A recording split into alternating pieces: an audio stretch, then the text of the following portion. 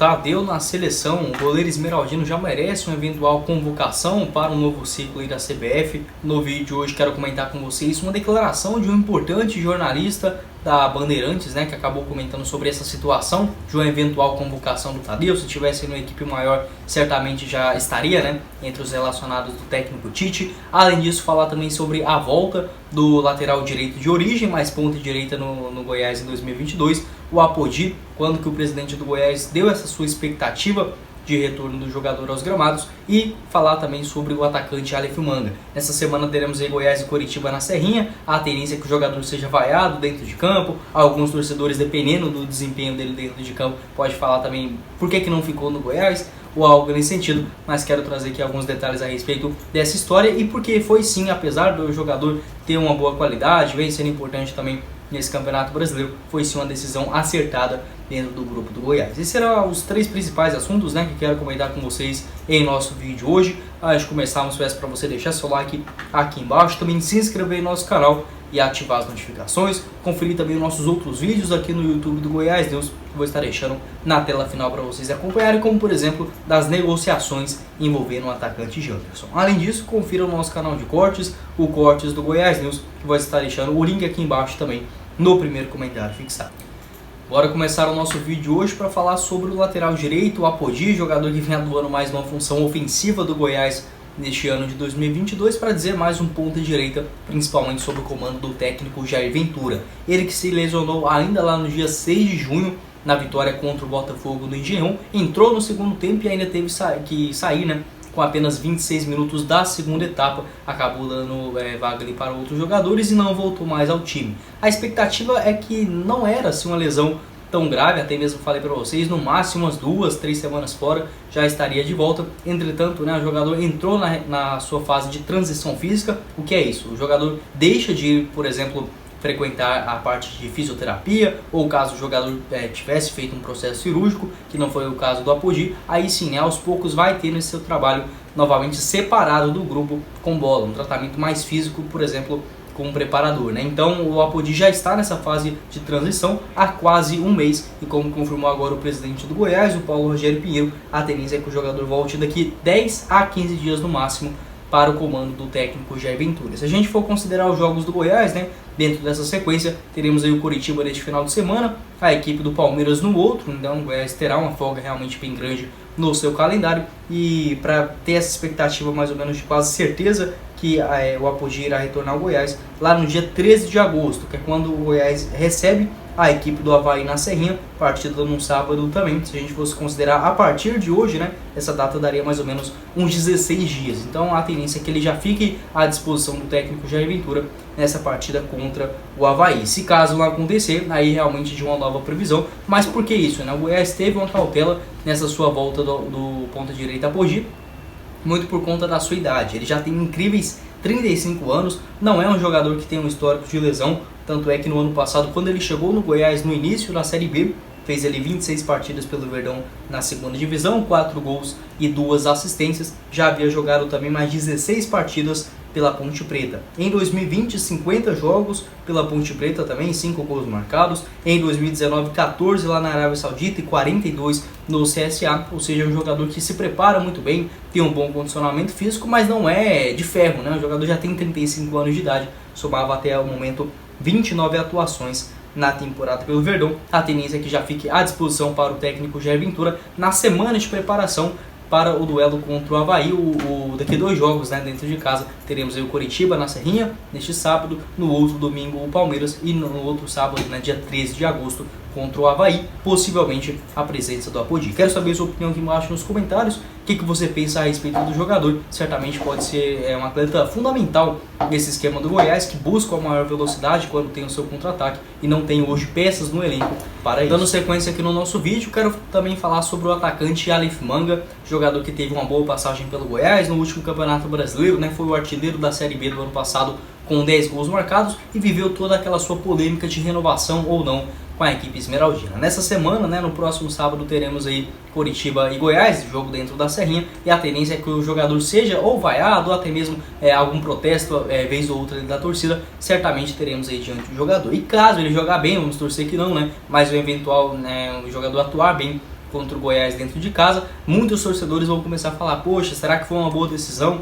da diretoria do Goiás de ter mandado o cara embora praticamente, né? Não quis efetuar a compra juntamente à equipe do Volta Redonda. O Goiás nem queria deixar tão claro assim que não iria comprar o Aleph Manga por conta da sua parte extracampo, não era um jogador que dava assim tão bem na parte do grupo, e lá no Coritiba inclusive já aprontou diversas coisas, já colocou, por exemplo, o símbolozinho, um furacão, né, nos stories, que claramente é um símbolo do Atlético Paranaense. Agora ainda nesta última semana colocou uma frase que até no lixão nasce flores, né, umas coisas assim que não tem necessidade mais, parece um jogador que tem 14, 15 anos de idade para fazer esse tipo de provocação, e jogando em outro grande clube, como é aí no Coritiba, pegou mal novamente. Aqui no Goiás, vez ou outra ele fazia uma gafe desse sentido, já protestou contra torcedor fisicamente, pessoalmente, né, melhor dizendo, até mesmo na sua questão do grupo, que muitas das vezes quando ele fazia o gol você podia ver que os outros jogadores não iam comemorar com ele, então certamente teve um problema nesse sentido, né? E o grupo hoje do Goiás, a gente pode falar tudo, a diretoria planejou mal o elenco, às vezes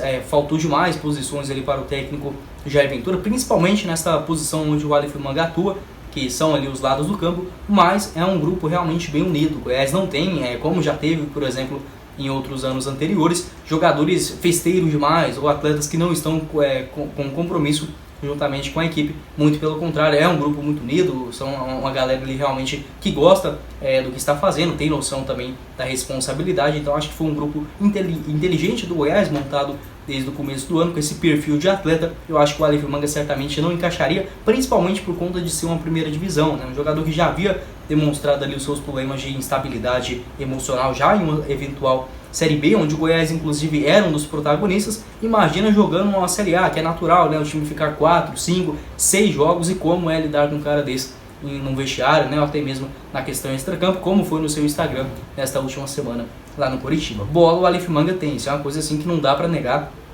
Qualquer torcedor do Goiás ou até mesmo do Coritiba, onde ele tem contrato até dezembro de 2023, ninguém vai te negar isso, né? Um jogador que realmente é muito bom, mas nessa parte, será que vale a pena levar o combo Aleph Manga, que além do seu bom futebol, é um jogador realmente competente dentro de campo, mas levar esse seu extracampo, não sei se vale a pena para nenhum time do futebol brasileiro, para te falar a verdade, né? Ele que soma até aqui números ok's, né, com a camisa do Coritiba, na Série A do Brasileirão, 18 partidas, 3 gols marcados, inclusive no último jogo contra a equipe do Cuiabá, além de 2 assistências. Seus números no ano: 37 jogos, 10 gols marcados e 3 assistências. Basicamente a mesma coisa que ele fez pelo Goiás, mas na Série B do ano passado, com 34 atuações, 10 bolas na rede e outros 4 passes aí para os seus companheiros. Então, como falei para vocês, é um bom jogador. Acho que se tivesse ali a cabeça um pouquinho mais no lugar, né, uma maior maturidade desde o ano passado, certamente poderia ajudar demais o Goiás, como foi na última Série B. Mas nessa questão, né, muitos torcedores vão começar a falar: será que compensou mesmo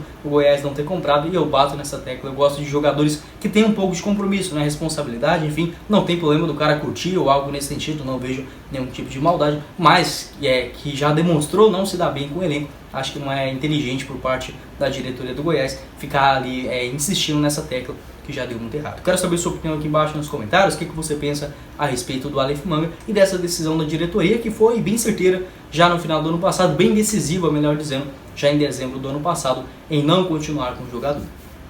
E para finalizar aqui o nosso vídeo de hoje, quero falar também sobre uma declaração do jornalista Milton Neves na rádio, na TV mesmo, né, na Bandeirantes, ainda neste último domingo, no programa Terceiro Tempo, lá da Band. Ele falou, né, após a rodada, o destaque ali do goleiro Tadeu no empate do Goiás contra o São Paulo no Morumbi. Não foi assim um jogo que o Tadeu foi extremamente exigido. Se eu consigo lembrar aqui agora, a única defesa mesmo, né, se a gente pode dizer, foi o pênalti, bem decisivo também, já no finalzinho do primeiro tempo, defendido ali pelo Luciano. O segundo pênalti, inclusive, que o Tadeu pega do Luciano, o primeiro dele, inclusive, com a camisa do Goiás, aconteceu logo na sua estreia contra o Fluminense. Então já é um jogador que vem chamando a atenção na equipe esmeraldina, na Série A de 2019, também em 2020, apesar do rebaixamento. Na última Série B, a gente sabe que a Série B não tem a mesma visibilidade, mas para quem acompanhou tanto os jogos quanto também as estatísticas, mostra claramente, né, o Tadeu em qualquer partida, em qualquer competição, é sim um jogador muito decisivo pelo lado do Goiás. E o Milton Neves disse aí, né, a sua declaração,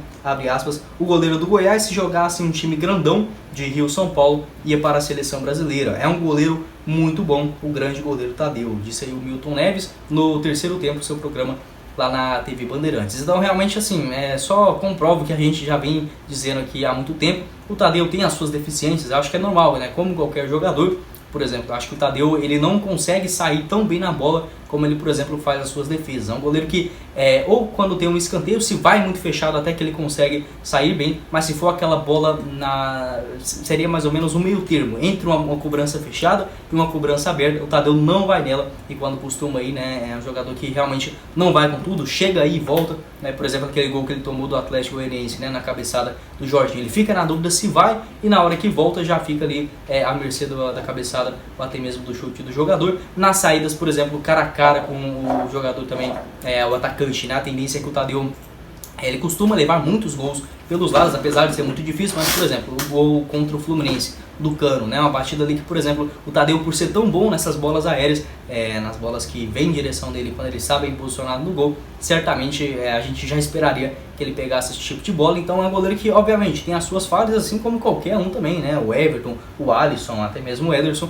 mas também se tivesse uma outra equipe que estivesse ali, por exemplo, no primeiro nível, melhor dizendo, do futebol brasileiro, né, no caso dos 6 grandes de São Paulo e Rio de Janeiro, certamente já teria uma chance na seleção brasileira. Se não fosse em 2019, seria em 2020 ou até mesmo agora recentemente em 2022. Já havia sido um destaque assim, nacionalmente falando, na classificação do Goiás contra a equipe do Red Bull Bragantino na Copa do Brasil, e agora novamente ficando à tona após essa declaração do Milton Neves, né, experiente jornalista lá na TV Band, né? Enfim, acho que o jogador merece sim, acho que o Tite não é muito de fazer essa rodagem do elenco, principalmente de goleiros, né? Acho que desde quando ele assumiu basicamente vem com essa postura de vira ou mexe, aparece um outro, como por exemplo o Santos no Atlético Paranaense. Eu acho o Tadeu melhor goleiro do que o Santos, acho que também tem os seus métodos, o Santos também tem as suas falhas, mas é um jogador que conquistou títulos, e isso na visão, por exemplo, da convocação da seleção brasileira é uma questão que pesa muito, né? Um goleiro que foi importante no Atlético Paranaense em Copa do Brasil, Copa Sul-Americana, em conquistas nessas competições, e o Tadeu, infelizmente, né, o Goiás, junto com essa ambição e que não, infelizmente não tem nenhuma constância na Série A, né? Fica difícil a gente obrigar, por exemplo, a eventual convocação da seleção brasileira, né? Enfim, quero saber sua opinião aqui embaixo nos comentários. O ótimo goleiro Tadeu, como eu falei pra vocês, tem suas falhas, assim como qualquer goleiro, né? Não irei tampar aqui o sol com a peneira apenas por ser torcedor, mas também as bolas que o Tadeu pega vez ou outra, vez ou outra nada, né? Quase todo jogo o Tadeu pega ali uma bola quase que absurdamente defensável.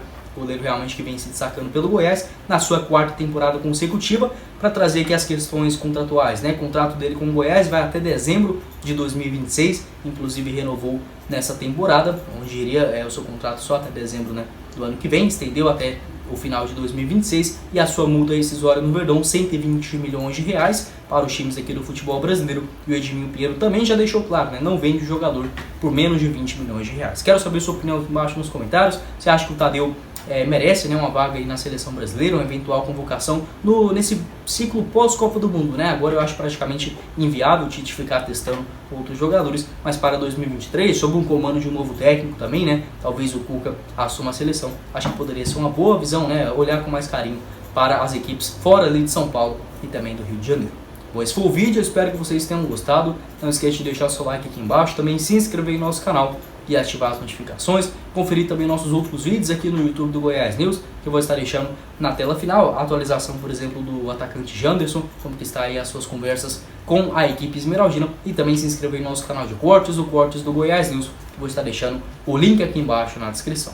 Quem falou com vocês foi o Guilherme, e nos vemos na próxima oportunidade, meus caros esmeraldinos.